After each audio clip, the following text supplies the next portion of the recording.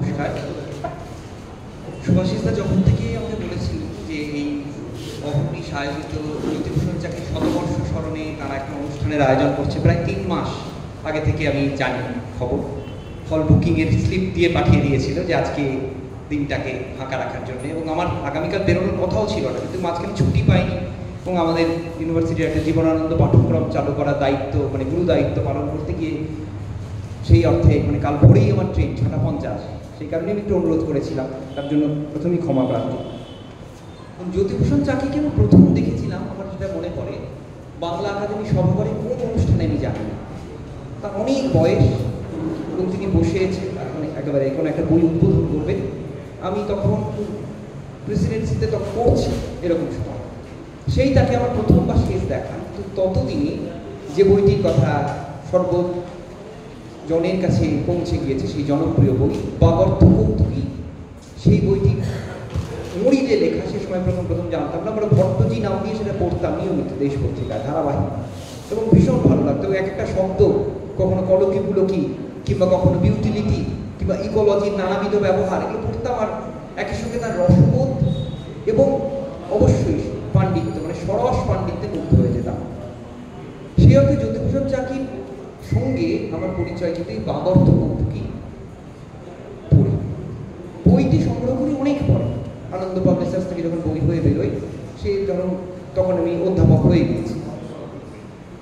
এখন এই যে বাগর্থ কৌতুকী বা জ্যোতিভূষণ চাকি এবং তার সম্পর্কে আমার যে ভাবনা, আমাকে মোটামুটি সময়সীমা বলেছেন সুভাষিসদা 20 মিনিট মতো বলার সময়, তার মধ্যে আমি আমার কিছু ভাবনা যেগুলো পড়তে পড়তে মনে হয়েছে, আজকে আমার নতুন করে বাগর্থ কৌতুকী সেই বলা যেতে পারে 24 বছর পর আমি পড়ছি, ধারাবাহিক পড়ার পর বই আকারে উল্টে পাল্টে পড়তে পড়তে যে কথাগুলো মনে হলো, সেই কথাগুলোই কিছুটা ভাগ করে নেওয়া আপনাদের সঙ্গে। বাগর্থ কৌতুকী পড়তে পড়তে যেটা সকলের মনে হয় যে জ্যোতিভূষণ চাকি, যেটা সত্যিই বললাম, পণ্ডিত অথচ তার রসিকতার যে বোধ বা হিউমার, সেটা তিনি কখনোই হারিয়ে যান তার থেকে। পাশাপাশি মাইকটাকে অসুবিধা হচ্ছে, আচ্ছা ঠিক আছে, এবার শোনা যাচ্ছে না? দেখুন তো, আমার মাইক ছাড়াও বলতে পারবো, আমি দূর থেকে বলছি। এইবার যেটা তার লেখা পড়তে পড়তে যেটা আমার সবথেকে আকর্ষণ করলো আজকে, মানে বলা যেতে পারে সেই ছাত্র জীবন থেকে এখন অভিজ্ঞতা কিছুটা বেড়েছে, লেখক সমালোচক সত্তা তৈরি হয়েছে একটা, সেখানে মনে হলো তার লেখার মধ্যে যাকে আজকের ভাষায় বলা হয় ইন্টারটেক্সচুয়ালিটি, একটা টেক্সটকে পড়তে পড়তে আর একটা টেক্সটের অনুষঙ্গের মতোই একটা শব্দকে ধরে, কোনো একটা অনুবাদকে কেন্দ্র করে তার যে বিবিধ ভাবনার বিস্তার।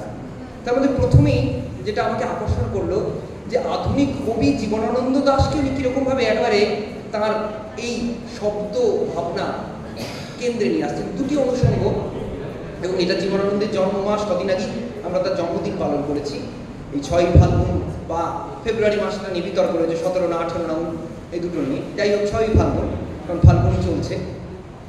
দুটি কবিতার পংক্তি আমি উদ্ধার করছি, এবং সেই কবিতার পংক্তির সূত্রে আমাদের ভট্টজি অর্থাৎ জ্যোতিভূষণ চাকি কীভাবে সেটাকে ব্যাখ্যা করছেন সেটা একটু দেখে নেব। এ লাইন সবার জানা, দিনের আলোয় ওই চারিদিকে মানুষের অস্পষ্ট ব্যস্ততা, পথে ঘাটে ট্রাক ট্রাম লাইন, ফুটপাতে, কোথাও পরের বাড়ি এখনই নীলের মতো মনে হয়, জলের মতো দাম, সকলকে ফাঁকি দিয়ে স্বর্গে পৌঁছবে, সকলের আগে সকলেই তাই, অনেকেরই ঊর্ধ্বশ্বাসে যেতে হয়। তো জীবনানন্দের শ্রেষ্ঠ কবিতার অন্তর্গত, কোনো কাব্যের অন্তর্গত নয়, 1946-47, যা আমার কাছাকাছি বয়সে সবাই জানেন, উচ্চ মাধ্যমিকের সিলেবাসে কবিতার পাঠ্য ছিল, এবং অধিকাংশ স্কুলে মাস্টারমশাইরা পড়াতে পারবে কঠিন কবিতা। আমার নিজের একটা পারিবারিক প্রেক্ষাপট ছিল জীবন্ত চর্চাতে, এই কবিতাটা আমি খুব মন দিয়ে পড়তাম অন্য কবিতাগুলোর থেকে। ফলে সেই সময়ের পড়া কবিতা তিনি সেটাকে এখানে ব্যবহার করেন। কোন অনুষঙ্গে? আমরা তার বাগর্থ কৌতুকীর পৃষ্ঠা 17 যদি আমরা খুলে দেখি, কি লিখছেন, বলছেন ইঁদুর দৌড়ের দিন, র্যাট রেসের জন্ম আমেরিকায়। র্যাট রেস নিয়ে ব্যাখ্যা করছেন। র্যাট রেসের মধ্যে সবেগে ছোটাছুটি, তারই সঙ্গে অস্থিরতা, বিশৃঙ্খলা, অনির্দেশ্যতা। তার ইংরেজি তাৎপর্য চেম্বার্স ডিকশনারি খুলে দেখাচ্ছেন, বলছেন scramble to get in the world by fair means or foul. তারপরেই বলছেন মনে করবে জীবনানন্দকে, সকলকে ফাঁকি দিয়ে স্বর্গে পৌঁছবে বলে সেই পংক্তি, যেটা একটু আগে এই যে ঠেলাঠেলি করে সকলের আগে স্বর্গে পৌঁছানো, অর্থাৎ উচ্চতম পদে প্রতিষ্ঠা পাওয়া দৌড়, এই হচ্ছে rat race. He is afraid of his friends and his friends were afraid of him. A rat race, see thought. আবার একটা রেফারেন্স। এবং তারপরে অর্থাৎ আবার 1946-47 সকলে সকলকে আর চোখে দেখে। উদ্ধৃতিটা একটু ভুল রয়েছে, সকলেই আর চোখে সকলকে দেখে, কবিতায় তাই রয়েছে। এবং তারপরে জীবনানন্দের সেই বিখ্যাত উচ্চারণ, সৃষ্টির মনের কথা মনে হয় দেশ, এবং স্মরণীয় পংক্তির মতো হয়ে গিয়েছে। ইঁদুর দৌড়টা এবং ছাত্রছাত্রীদের কাছে কেরিয়ার তৈরির ব্যাপারে হন্যে হয়ে ছুটে চলা বোঝায়, ঠিক এই অর্থেই একটি প্রয়োগ। এইভাবে ব্যাখ্যা করছেন রুদ্ধশ্বাসে ছুটে চলা এবং ইঁদুর দৌড় বঙ্গভাণ্ডারের বিবিধ রতনের অন্যতম। লক্ষ্য করবেন শুধু জীবনানন্দ নয়, সঙ্গে সঙ্গে বঙ্গভাণ্ডারের বিবিধ রতন, অর্থাৎ যেটা বলার যে তিনি সাহিত্যটা শুধু যে ব্যাকরণবিদ, তিনি শব্দবিদ, শব্দ বিশারদ নয়, তিনি কিভাবে সাহিত্যকে একেবারে আত্মস্থ করেছেন, গদ্যের মধ্যেই সেই অনুষঙ্গগুলো তার ব্যাখ্যার পাশাপাশি আমাদের চোখের সামনে এসে হাজির হচ্ছে। আরেকটি রেফারেন্স জীবনানন্দ কেন্দ্রিক, সেখানে কিরকমভাবে তিনি মিলিয়ে নিচ্ছেন এটা একটা দেখবার, সেটা হচ্ছে তিনি মেঘদূতের সঙ্গে জীবনানন্দ। এটা খুব আশ্চর্যের বিষয়। মেঘদূতের সঙ্গে জীবনানন্দ কেমন? তিনি মেঘদূতের সেই আমরা বিখ্যাত শ্লোক জানি, কশ্চিত কান্তা বিরহ গুরুনা স্বাধিকার প্রমত্ত, সেই স্বাধিকার প্রমত্ত অন্যথা বৃত্তি মেঘদূতেই একটু পরেই রয়েছে। দূরবন্ধু শ্রোত্রপ্রেয়, এই নাম দিয়ে যে অধ্যায়টা তৈরি করছেন, সেখানে একের পর এক ব্যাখ্যা দিচ্ছেন স্বাধিকার প্রমত্তর সঙ্গে আজকের ওয়ার্ক কালচার, দূরবন্ধু, পথিক, বনিতা করতে করতে মেঘদূতের রেফারেন্স অবশ্যই আছে। চলে আসছেন স্থূল হস্তাবলে। যজ্ঞ বলছে, বন্ধু তুমি সরস নিচুর স্থান থেকে উত্তরমুখী হবে, তবে দিননাথদের স্থূল হস্তাবলে তোমাকে এগিয়ে যেতে হবে। দিনাগানন পথি পরিহরণ স্থূল হস্তাবলে পা। শ্লেষটি উপভোগ্য বলছেন যে এগিয়ে চলতে হবে বেরসিকদের হস্তক্ষেপ। সুরসিক ও সহৃদয় কবি এই স্থূল হস্তাবলে এগিয়ে চলবে। কবি দিননাথ সেই প্রতিপক্ষ, তিনি সুকাব্যকেও নস্যাৎ করতে চান। তারপরে আবার জীবনানন্দের ভাষায়, সে যে আরূঢ় ভনিতা, পাণ্ডুলিপি, ভাষ্য, টিকা, কালিয়া কলমের ক, বসে আছে সিংহাসনে, কবি নয়, দাঁত নয়, দাঁত নেই, চোখে তার অক্ষম পিছুনি। আমাদের অবশ্যই সমারূঢ় কবিতাটা মনে আছে, তারই অংশ। বরং নিজেই তুমি লেখনকে একটি কবিতা, এবং এবং পাশাপাশি জীবনানন্দের এই যে বেরসিকের প্রতি ক্ষোভ, আমাদের ইয়েটসের দ্য স্কলার্স কবিতা এই অনুষঙ্গে অনেকেই বলেন। এই দুটি অনুষঙ্গ আমাকে আশ্চর্য করলো যে তিনি একজন, সেই অর্থে বলা যেতে পারে শেক্সপিয়ার, মেঘদূত, রবীন্দ্রনাথকে নানা প্রসঙ্গে টেনে এনেছেন। রবীন্দ্রনাথকে নিয়েই একটা অধ্যায় তৈরি করেছেন, নানা রকম শব্দ, মাম কবি থেকে আরম্ভ করে বন্ধুনি ইত্যাদি ইত্যাদি সবাই জানেন। কিন্তু পাশাপাশি আধুনিক একজন কবি, তাকে তিনি এইরকমভাবে ব্যবহার করছেন এবং জীবনানন্দকে ব্যবহার করছেন। রবীন্দ্রনাথের পর যিনি শ্রেষ্ঠ কবি, তাকেও কোথায় না কোথাও কীভাবে কাজে লাগিয়ে দিচ্ছেন, এই প্রয়াস এবং এই সহজাত পাণ্ডিত্য, কিন্তু পাণ্ডিত্যের প্রকাশ আসলে নেই। আরেকটি, এই যে আরেক ধরনের পপুলার রেফারেন্সকে ব্যবহার করার প্রবণতা, হিন্দি গানের ব্যবহার করছেন। এখানে আমাদের আবাহন নাচও নিয়ে এসেছে সঙ্গে, দেখলাম আমি ব্যবস্থা বলতে, কেউ হয়তো বলবে সেগুলো। আরও দুটি বিষয়ের অনুসঙ্গ আমাকে খুব মুগ্ধ করলো। কথামৃতের গল্প, রামকৃষ্ণ কথামৃত সম্পর্কে ইতিবাচক ও নেতিবাচক মন্তব্য, নেতিবাচক মন্তব্য কেন করেন আমরা জানি না, যে এটা নিয়ে আবার কি গবেষণা হবে, এই তো একজন ধর্মের বিষয়। কিন্তু রামকৃষ্ণ কথামৃত যে কি অসামান্য কবিত্বপূর্ণ গ্রন্থ, যেটাকে নিয়ে একসময় সুনীল গঙ্গোপাধ্যায়ের কৌতুক বা ঠাট্টার একটা কবিতা ছিল, বুকে শুয়ে রামকৃষ্ণ রাম কত উপকারী, শরৎ শেখানো, শরৎ কুমার মুখোপাধ্যায়, যিনি বলতেন যে কথামৃত হচ্ছে শ্রেষ্ঠ কাব্যগ্রন্থ। অচিন্ত কুমারের কথা তো আমরা ছেড়েই দেবো, তিনি তো কবি শ্রীরামকৃষ্ণ লিখেই ফেলেছেন। সে যাই হোক, সেই কথামৃত রেফারেন্স তিনি দু জায়গায় আনেন, এবং সেখানে সেই শব্দের অনুষঙ্গে কেমন একটি অনুষঙ্গ আমরা দেখি প্রথম দিকে, এবং সেই অনুষঙ্গ কি প্রসঙ্গে না, সেই প্রসঙ্গটা হচ্ছে তিনি বলছেন যখন কোনো একটা মুদ্রা দোষের ব্যবহার, তার নাম দিচ্ছেন ইসে। ইসে প্রসঙ্গে তিনি সেই মুদ্রা দোষের ব্যবহার আমরা বলে থাকি ইসে বা ইয়ে ইত্যাদি ইত্যাদি, বা কোথাও কোথাও ওকে, গুড ইত্যাদি কথায় বলা, বা সিওর, অ্যাকচুয়ালি, এই ধরনের রেফারেন্স তিনি টানতে টানতে হঠাৎ বললেনি আবার এই মুদ্রা দোষে বিপদ তারণ হতে পারে। কথামৃতের একটি গল্প মনে করেই কথা বলছি। পুলিশ আসছে, দেখে চোরেরা চোরাই মাল ভরা পোটলাটা প্রকাশকা সরল তাঁতিকে গছিয়ে দিয়ে চম্পট দিল। তাঁতি বেচারা পুলিশের হাতে ধরা পড়লো। হাকিম, পোটলাটা চুরি করেছো? আগে রামের ইচ্ছে চুরি করলি, তবে পেলে কি করে? রামের ইচ্ছে হুজুর, আমি হাট থেকে বাড়ি গেলুম, ভাত খেলুম, তারপর রামের ইচ্ছে মণ্ডপে বসে রাম নাম জপ করতে লাগলো। রামের ইচ্ছে ওনারা এলেন। ওনারা কারা? রামের ইচ্ছে ওই চোরেরা। বললো মাথায় তোল পুটলিটা, রামের ইচ্ছে তুললু। ওনারা পুলিশ দেখে পালালেন, রামের ইচ্ছে আমি ধরা পড়লো, রামের ইচ্ছে এখন হুজুরের ইচ্ছে লেজলাসে। হাকিমের মনে হলো লোকটা সহজ সরল রাম ভক্ত, চোর নয়। হাকিম রামের ইচ্ছে তাকে খালাস দিলেন। কৌতুকী অসামান্য উইট একই সঙ্গে রাম কথামৃতকে ব্যবহার করছেন এবং এই মুদ্রাদোষ কিরকমভাবে বিপত্তারণ হতে পারে, মানে রামকৃষ্ণকে রেফারেন্স হিসেবে ব্যবহার করাটা, এবং তিনি সেই অর্থে কালের একজন মানুষ, তার ধর্ম বিশ্বাস এসব নিয়ে আমরা প্রশ্নই তুলছি না। আধুনিক যুগ মানেই যে নিরীশ্বরবাদী হতে হবে এরকম ঠিক নয়, কিন্তু তার এই প্রসঙ্গটাকে তিনি যেভাবে টেনে আনলেন, এবং এই প্রসঙ্গ তিনি আরও দুবার রামকৃষ্ণকে টেনে আনছেন, যেখানে বিশেষণে সবিশেষ কহিবারে পারি ভারতচন্দ্র থেকে তিনি লাইনটি তুলে নিচ্ছেন। তিনি আবার সেই রেফার বিশেষণ টানতে গিয়ে আবার এই বইটি যারা হাতে আছে তারা দেখবেন 86 পৃষ্ঠায় তিনি বলছেন যে দক্ষিণেশ্বরের ঠাকুরটি ছোট্ট ছোট্ট এক কথার বিশেষণ প্রয়োগে অবাক করে দিতেন। সেখানে তিনি বলছেন মণিমল্লিকার ভবনাথ 1983-84 সালে এশিয়াটিক মিউজিয়ামের কথা আলোচনা করছিল।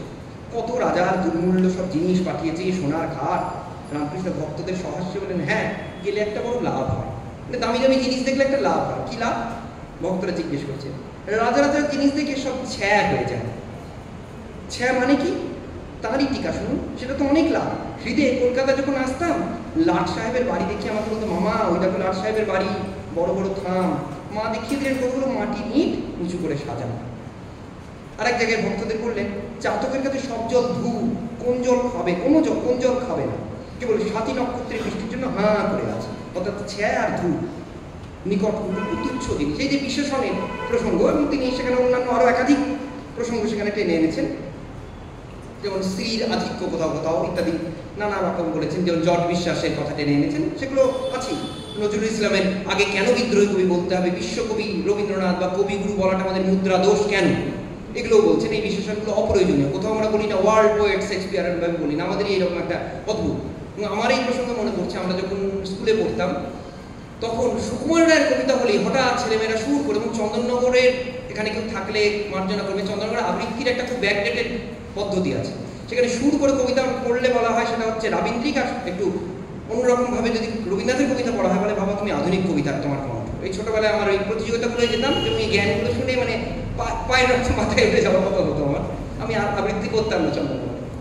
তা সেইখানে তখন সেখানে ওই বলা হতো হাসির রাজা মজার কবি সুকুমার রায়। সুকুমার রায় আজকের দিনে সুকুমার রায় চর্চা করতে গিয়ে আমরা জানি যে মজার কবিটা কেবল বহিরঙ্গের মজা। মানে আজকে আমরা যখন থিওরি চর্চা করি, পোস্ট কলোনির ইত্যাদি সমস্ত বড় বড় কথা বলি, তখন সুকুমার রায় যে কতখানি সমাজ এবং রাজনীতি সচেতন, বিদ্রুপ তিনি কিভাবে করেছেন সেগুলো আমরা সবাই জানি। তাহলে এই বিশেষণগুলোকে নিয়ে তিনি ঠাট্টা করছেন এখানে এই প্রসঙ্গ। আরও একটা জায়গায় রামকৃষ্ণের প্রসঙ্গ তিনি টেনে আনছেন, খুব ছোট্ট একটা প্রসঙ্গ। সেই প্রসঙ্গ দিয়েই রামকৃষ্ণের অনুসঙ্গটা আমাদের শেষ হবে। এই অধ্যায়টার নাম দিচ্ছেন তিনি মুরারি মুরলী ধ্বনি সদৃশ মুরারি। তাতে অনেক রকমের অংশ তুলছেন এবং সেখানে শ্লেষ শব্দ নিয়ে খেলা ইত্যাদি তুলতে তুলতে শেষে বলছেন এই শব্দ নিয়ে খেলা কেমন হতে পারে জানেন তো? কথামৃত দিয়ে শেষ করুন। শ্যাকড়ার দোকানে এনে গায়ের মানুষেরা, শ্যাকড়া বললো কে সব, খদ্দের ভাবলো কৃষ্ণ ভক্ত। শ্যাকড়া জিজ্ঞেস করলো এরা কারা? কে সব। আসলে এটা ছিল ভিতরের কথা। একজন কারিগর বললো গোপাল, অর্থাৎ এরা গরুর পাল বা ভেবা গান। দ্বিতীয় কারিগর বললো হরি হরি। তৃতীয় কণ্ঠ হরো হরো, অর্থাৎ গয়না বানানোর জন্য এরা যে সোনা এনেছে তার থেকে চুরি কর।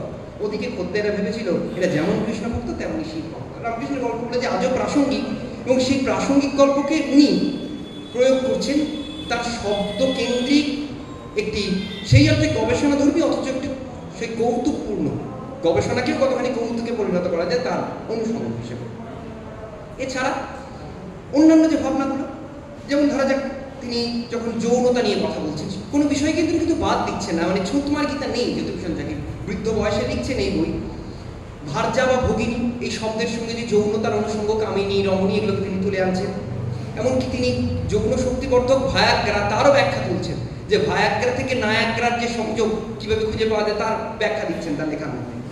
সোনার পাথর বাটি এই রেফারেন্সটাকে ব্যাখ্যা করছে। আমি আর সবগুলো যাচ্ছি না। প্রভাত কুমার মুখোপাধ্যায়ের রত্নদ্বীপ থেকে সোনার পাথরবাটির ওই বিধবার অনুষঙ্গ তুলে আনছেন। প্রবাদ প্রসঙ্গে তিনি তুলে আনছেন দ্বিজেন্দ্রলাল রায়ের লেখা থেকে। আরেকটা খুব চমৎকার সিজারিয়ান, এই প্রসঙ্গটি যেরকম সিজারিয়ান প্রসঙ্গে আমরা জুলিয়াস সিজারের কথা বলা হয়ে থাকে, এবং যে জুলিয়াস সিজার ছিলেন সিজারিয়ান বেবি, তার থেকেই সিজারিয়ান শব্দটি এসেছে। কিন্তু পরবর্তীকালে এই সিজারিয়ানকে নিয়ে তার কাছে বিরুদ্ধে চিঠি আসছে যে না, এর আগেও তো সিজার ছিল। তিনি সেই চিঠি তার সৌজন্য এখানেই যে এই সিজারিয়ান প্রসঙ্গে যিনি প্রশ্ন তুলছেন তার প্রশ্নটাকে তিনি কিন্তু অহংকারে বর্জন করছেন। তিনি বলছেন যে শ্রী চক্রবর্তী এই যে প্রশ্নটি তুলেছেন, এই প্রশ্নটিকে নিয়ে আমার কিছু ভাববার আছে, এবং এর প্রসঙ্গে তাঁর বক্তব্যটা তিনি তুলে দিচ্ছেন।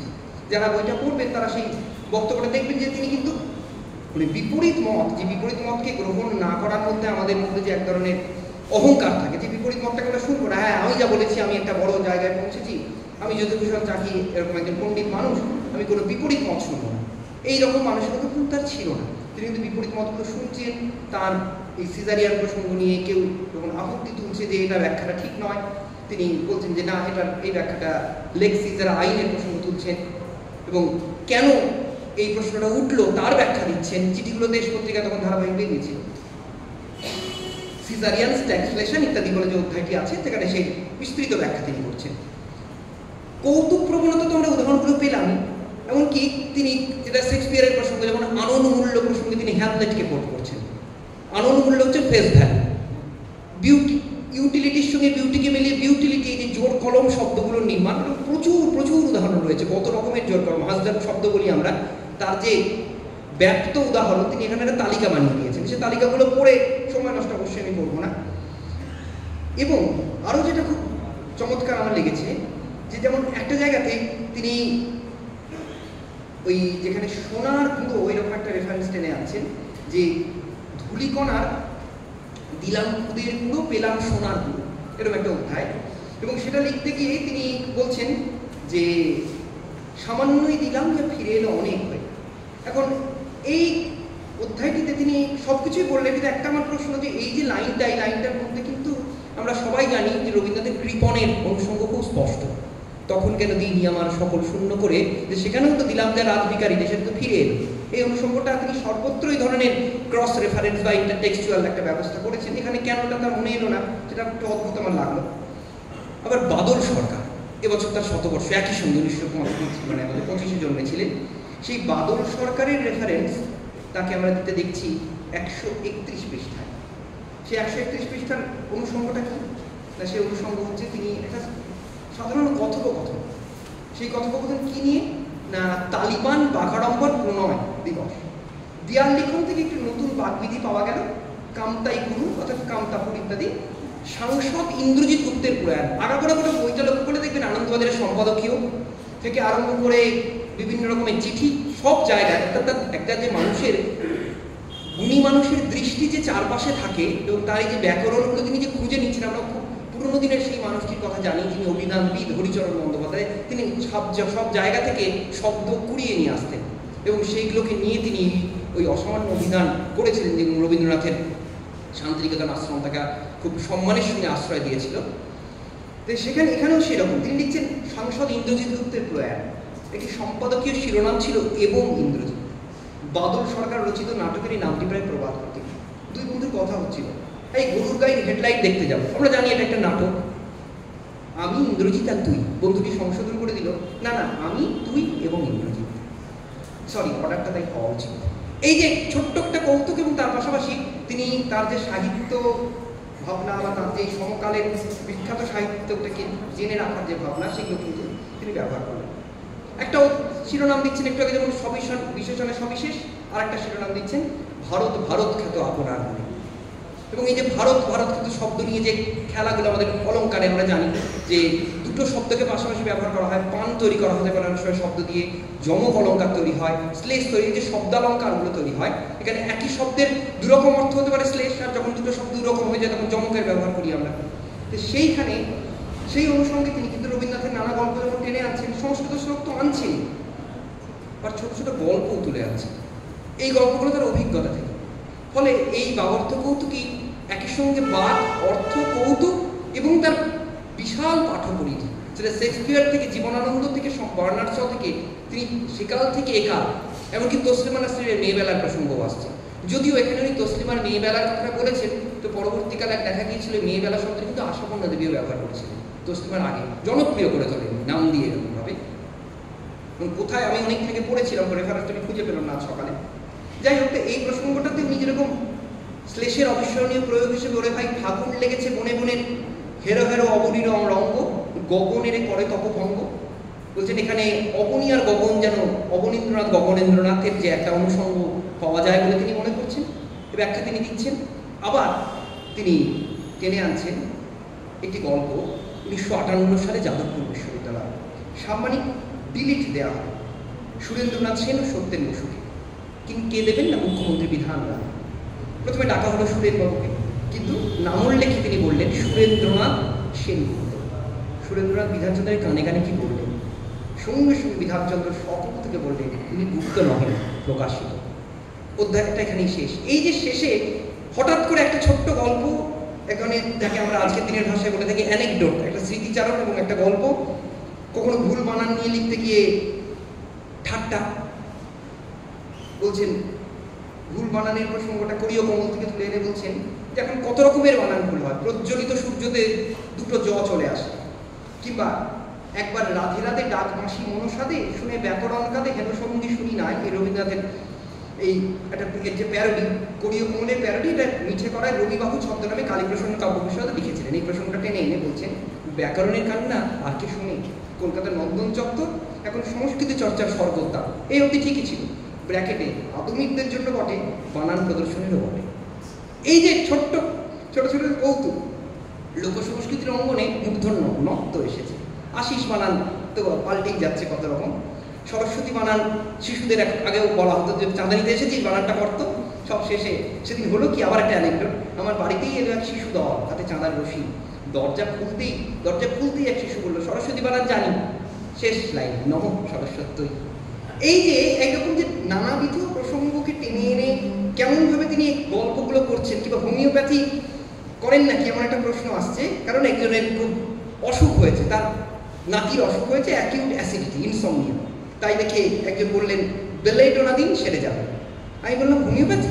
বলে না না, বেলে মানে হচ্ছে বিউটিফুল, আর টোনা মানে লেডি, একটা সুন্দরী মেয়ে বিয়ে দিন রোগ সেরে যাবে। এইরকম যে কৌতুক আগাগোড়া, এবং এই আগাগোড়া কৌতুক শুরু হয়েছে ক্যারিসমা শব্দটার ব্যবহার থেকে, এবং একবারে শেষ হচ্ছে ওই ইকোলজি, ইকো ইত্যাদি প্রসঙ্গ দিয়ে এখন শেষ গ্রন্থটা দিয়েও এক অনন্য লোকনিরুক্তি। এবং তার শেষ লাইন স্যাবোটেজ কাকে বলে, স্যাবোটেজ শব্দটাকে নিয়ে বিচিত্র ধরনের বিবিধ কৌতুক তিনি তৈরি করছেন।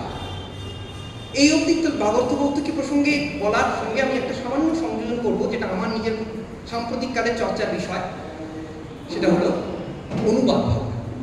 তিনি যে বইগুলি অনুবাদ করেছেন, একটার নাম হচ্ছে গালিব বইয়ের সম্পাদনা, তার সহযোগী ছিলেন কবি শঙ্খ ঘোষ, এবং যে ভাষা থেকে অনুবাদ হচ্ছে উর্দু বা ফার্সি যে ভাষা, এই ভাষাগুলির সঙ্গে শঙ্খ ঘোষের পরিচয় কিন্তু একবার মূল ভাষার পরিচয় ছিল না। কারণ শঙ্খ ঘোষ যখন ইকবাল থেকে করছেন, তিনি কিন্তু সাহায্য নিচ্ছেন নীলাঞ্জন হাজরার, ইংরেজি থেকে করছেন, তো কবি হিসেবে তিনি ভিতরের অন্তঃসারটা খুব চমৎকার ধরতে পেরেছিলেন।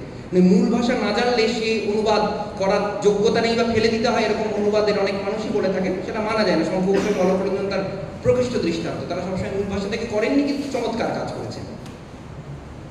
তা সেই শঙ্খ ঘোষকে সঙ্গে নিয়েছেন জ্যোতিভূষণ চাকি, তিনি হচ্ছেন মুখ্য, সে সত্যি দেখবেন শঙ্খবাবু কবিতার দিকটা, জ্যোতিভূষণ বাবু মূলানুবত্তের দিকটা দেখবেন, এবং সে বই গালিব। এবং সেইখানে তিনি করতে গিয়ে কয়েকটা জায়গায় যেমন কয়েকটা গদ্য ব্যবহার করছেন, যেমন একটা লিখছেন প্রেম ধৈর্যের অপেক্ষা রাখে, কিন্তু অপেক্ষাও অধীর, হৃদয়ের রক্ত না ঝরা পর্যন্ত তাকে কি দিয়ে রাঙাবো। গালিবের কবিতার অনুবাদ করছেন, মূল ভাষা আমিও যেহেতু উর্দু বিশেষজ্ঞ নেই বলে অনুবাদের ভালো মন্দ বিচারের ক্ষমতা আমার নেই। তারপর লিখছেন প্রেমের উপর কোনো জোর খাটে না, এ এমন আগুন যা জ্বাললেও জ্বলে না, নেভাতে গেলেও নেভে না। এটাও গালিবের কথা। এরপর হচ্ছে তার নিজের ব্যাখ্যা, প্রেম সম্বন্ধে এ যেন শেষ কথা, এ প্রেমের নিবেদক শুধু প্রেমী, আর এক পক্ষ নিঃশুন দিন বধির, হাসির বাণী সে কোনো শ্লেষ কথা আনে না, নয়ন জলেও সে শেষ কথা ভরে দেয় না, মুক্ত নারী সহজ লোক নয়, সে বদ্ধ, সে কারো ঘরে যায় না, সে যে ঘরে আসবে এমন আশাও কেউ করে না, তবু কল্পনা করতে দোষ কি? কিংবা তিনি শুধু রক্তমাখা কাগজে প্রেমের গান লেখেনি, সকলের জন্য তার চোখের জল চলে, যাতে শুধু প্রেম নয়, আরও নানানি। এবং এই যে ভূমিকাটি উনি লিখছেন, অনুবাদগুলো ওর করা নয়। অনুবাদের তালিকায় দেবীপ্রসাদ বন্দ্যোপাধ্যায়, সুবোধ সরকার, চৈতালি চট্টোপাধ্যায়, আমাদের রঞ্জন বন্দ্যোপাধ্যায়, এরকম কবিরাই রয়েছেন, একাধিক কবি। এবং কিন্তু ভূমিকাটায় তিনি জীবন, প্রেম, ঈশ্বর, ধর্মবোধ, প্রগতিশীলতা, গালিবের গজল, এগুলোকে নিয়ে একটা সামগ্রিক মূল্যায়ন করছেন, ছোট ছোট অনুবাদ করে দিচ্ছেন। শেষ যে বইটি তার আমার হাতে আছে সেটা হচ্ছে কৈফি আজমির কবিতা। হঠাৎ করে বাংলা একাডেমির এই বই ঘরে গিয়ে আমি বইটি পেয়েছিলাম, এবং সেই বইয়ের যে ভূমিকা তিনি লিখছেন, সেই ভূমিকায় কৈফিকে নিয়ে তার যে কথা, সাবানা আজমির প্রসঙ্গ ইত্যাদি ইত্যাদি, এগুলো যারা বইটা পড়বেন দেখে নেবেন। কিন্তু তার যে অনুবাদক হিসেবে তিনি যে অনুবাদের, আজকে আমরা যেটাকে ট্রান্সলেশন থিওরি বলি, যেটাকে ট্রান্সলেশন স্টাডিজ, এই তত্ত্বপ্রস্থানের জন্ম হয়েছে। এই তত্ত্বপ্রস্থান নিয়ে বাবার তো কৌতুকনি মজা করেছেন, প্রস্থান শব্দটা কীভাবে বলবো আমরা। তা সেই তত্ত্বপ্রস্থানের নিরিখে তিনি অনুবাদকের দায়বদ্ধতা স্মরণ করিয়ে দিচ্ছেন। বলছেন মূল অংশটি আছে বাঁ পৃষ্ঠায়, অর্থাৎ এদিকে উর্দু, অনুদিত অংশ রেখেছি ডান পৃষ্ঠায়, তাকে আমরা বলি দ্বিভাষিক সংস্করণ। নিজের বিপদ নিজেই ডেকে এনেছি, কারণ মূল অনুবাদের নৈকট্য এই দূরত্বকে স্পষ্ট করে তুলবে হয়তো। আর এ হবেই, রসভাণ্ড নিয়ে বেশি দূর চলতে গেলে অর্ধেকটা চমকে পড়ে যায়। এবং এ যেন সেই একটা তত্ত্ব কথার মতোই, যে ট্রান্সলেটার ইজ অলওয়েজ দ্য ট্রেটার, অনুবাদক মাত্রই বিশ্বাসঘাতক। কিন্তু বিশ্বাসঘাতক যে নন, অনুবাদক যে এক ধরনের দ্বিতীয় উৎপাদক, আজকে তত্ত্ব কথা বলে যে পুনরুৎপাদন অনুবাদের মধ্যে দিয়ে ঘটে, এটা তার অনুবাদ করলেই আমরা বুঝতে পারবো যে অনুবাদের মধ্যে দিয়ে প্রতিফলন ঘটে না, বলে প্রতিসরণ ঘটে। আমরা বিজ্ঞানের ভাষা ব্যবহার করছি এখানে।